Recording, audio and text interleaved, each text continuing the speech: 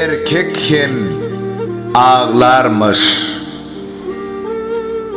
Merttir asla, yadanını bilirmez.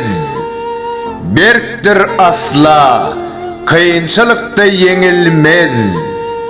Aşkın odun, yüreğinden sönürmez. Güçlü görünüp erkek, güçsüz ağlarmış.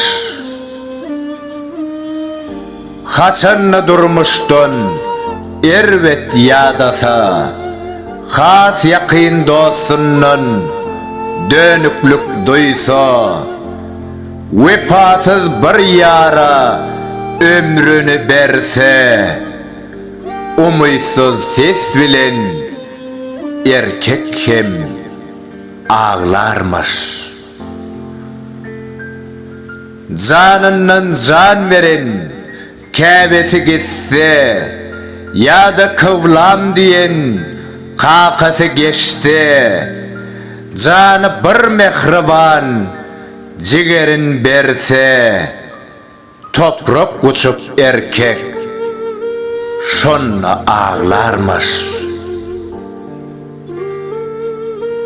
Söyse bir dilveri canından geçip, onu yetebilmen kıyınçılık çekip, islese de emma gizlince söyüp, şol mahal dımıkçı erkek hem ağlarmış.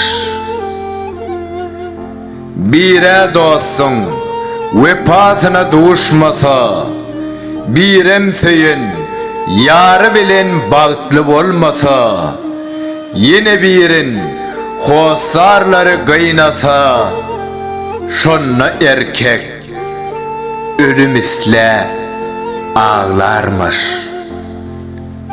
Şonna erkek ölüm isle ağlarmış. Avtori Enka Babakulova, Okan Toychoy Hekimov.